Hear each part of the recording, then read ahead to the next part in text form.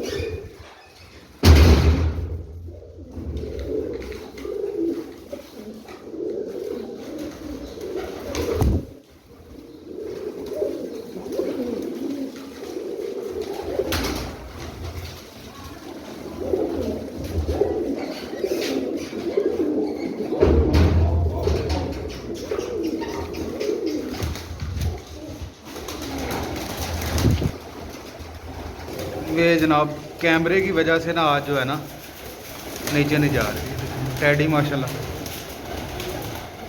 टैडीज टैडीज टैडीज। पहले तो काफ़ी ब्रीड्स थी मेरे पास, अभी सिर्फ टैडी हैं मेरे।